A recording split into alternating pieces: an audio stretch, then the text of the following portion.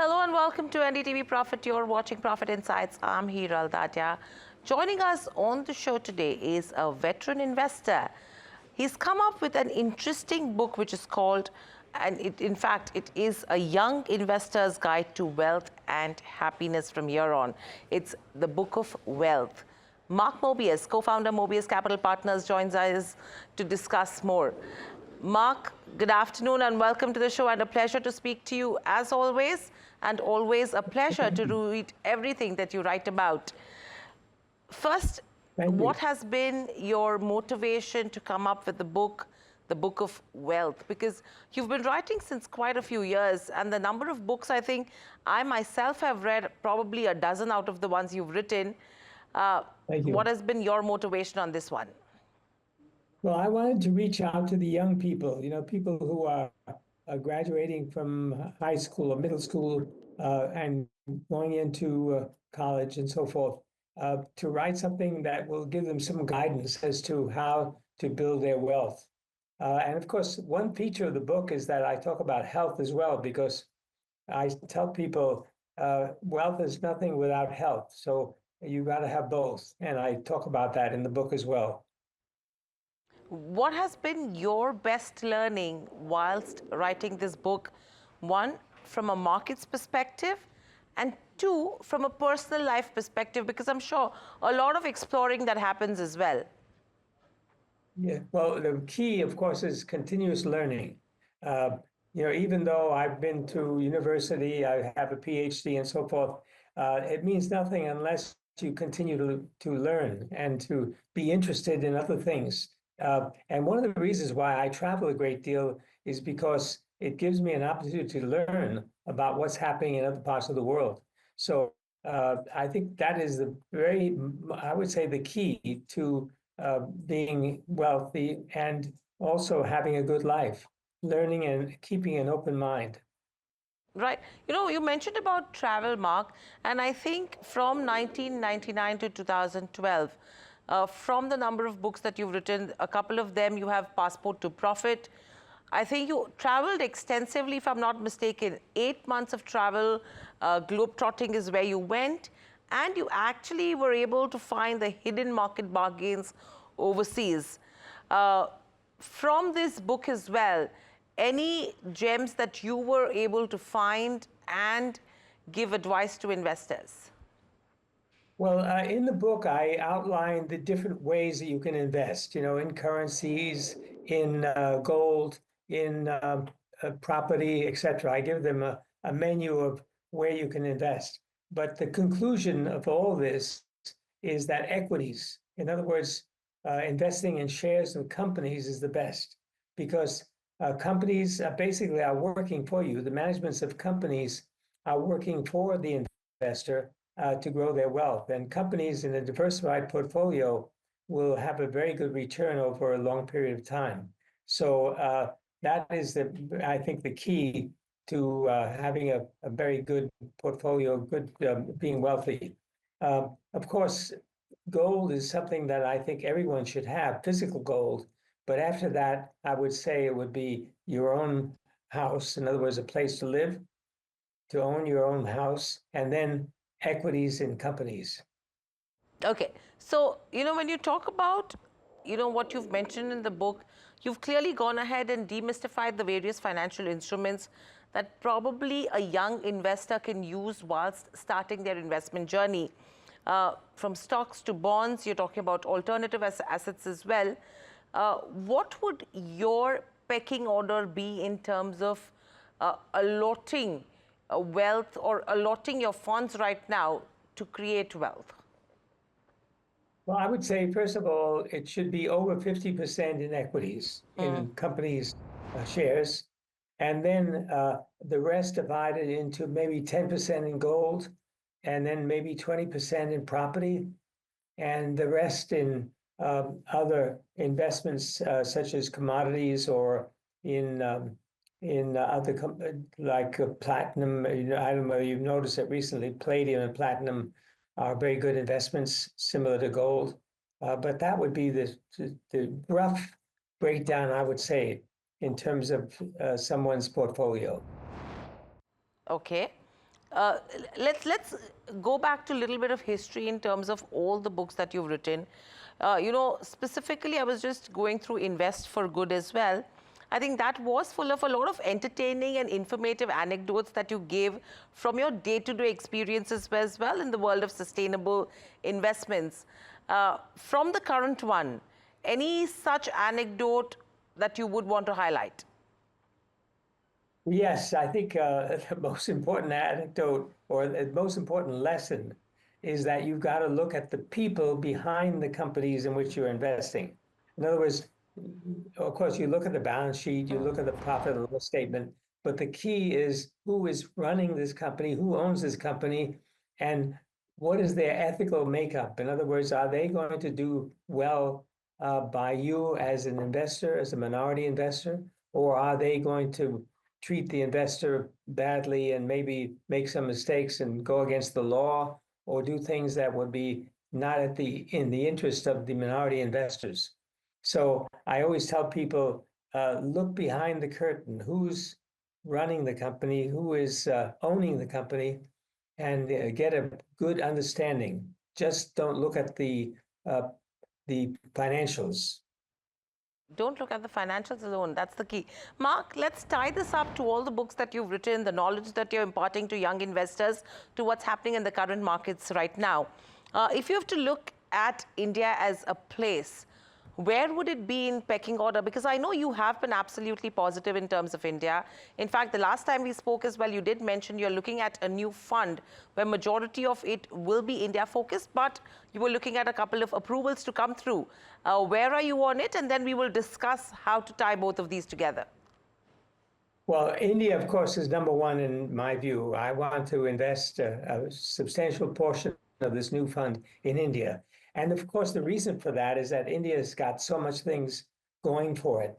First of all, young population of 1.2 billion, a government who is digitizing and trying to raise the standards in the country, a more unified country coming together. All these factors are so important and make India really tops in my view. And by the way, one of the things we look at, of course, is economic growth.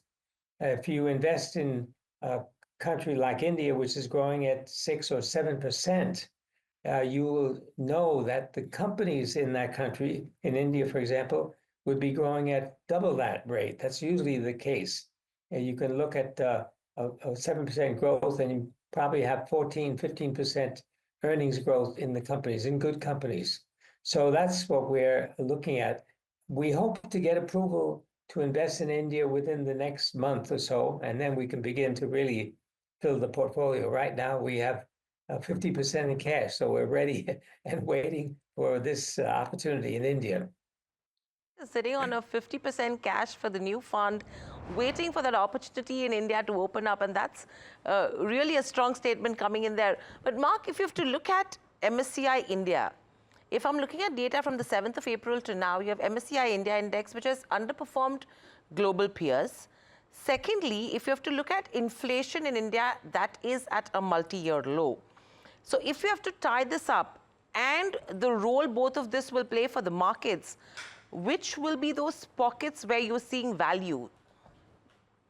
Well, first of all, if you look at the growth rate, as I mentioned, it's still very, very good. Some people say it would be 7, it would be 6, but nevertheless, 6 is triple or at least triple that of the developed world. So that's number one. Number two, I believe the Indian rupee will get stronger going forward. And that's an important factor that you have to look at. And then thirdly, I believe that at the end of the day, you're going to see more and more global investors coming into India. As you know, American manufacturers have used China as their main supply source. That will change more towards India going forward. So there's going to be a lot of direct investments, not only portfolio investments, but direct investments in India, which is going to be very important going forward. So taking the new opportunities into consideration, and I'm sure, I mean, there were a couple of stocks we've spoken about earlier as well, where Mark is invested in, from a Vodafone to Persistent, APL Apollo, Wari Renewables. I know there is some portion you mentioned that you have offloaded, but majority of it is what you're still holding in India. Where are the other pockets? Would you say these are the names where you will probably look at increasing your stake with the new fund, or will you look at other names? And if so, which would they be? I'm looking at other names, and particularly in computer hardware. I believe that, of course, India is already very preeminent in software. They're exporting software all over the world. So India is doing very well on the software side. But going forward, I believe on the hardware, uh, chips, semiconductors, for example, and general hardware for computers and other electronic equipment will be very important in India. And that's where we want to look more carefully and perhaps invest in some new companies that are involved in that kind of activity. Mark, would these be from the small cap or the mid cap space? Probably mid cap. We want to have liquidity. Liquidity is very important when you're running a fund, as you know. So we would probably go to the mid cap. Companies that have, in US dollar terms, 1 million daily turnover or more. So you're saying tech-driven, hardware-driven IT companies is what your next bet is for the new fund with India. Apart from this, any other sectors that you would be betting big on? Because the opportunity that comes in, a lot of people are talking about renewables. A lot of people are talking about where consumption will be a booster as well. Do they fit your portfolio? Of course, with 1.2 billion people, India consumer market is going to be growing very rapidly. Already it's growing rapidly. It's going to be growing much, much more as we go forward, as per capita incomes go up, which they are.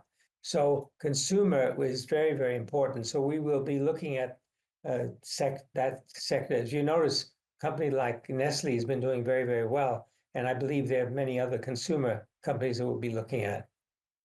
Mark, would you be looking at a consumer company which is focused on rural India or which is focused on urban India? Where would your bets be? Probably urban India, because as you know, there's mass migration from the rural areas into the urban areas. So urban consumption is going up faster than rural consumption. Okay. Apart from this, I wanted to, I mean, I don't want to really talk about individual stocks, but Vodafone Idea is one company which has made it to your portfolio. There are 3 companies in the Indian markets which are in the listed space. A lot of things happening with regards to Vodafone, which I'm sure you're aware about. What would your view be with this company right now?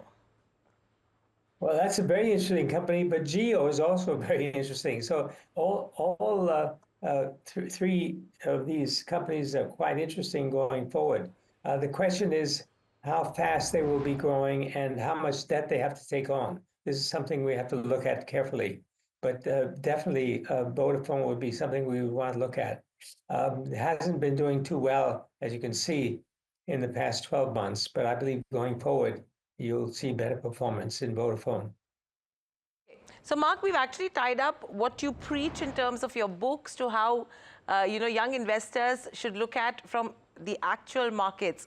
From all the books that you've published so far, which would be your top 3 that you would advise young investors to read? Well, the Book of Wealth would be number 1.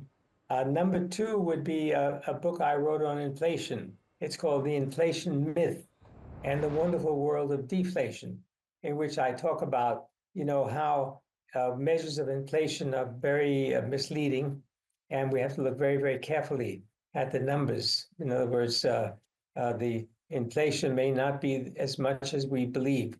One of the things that's very important to remember is that technology has driven down the costs of many, many things.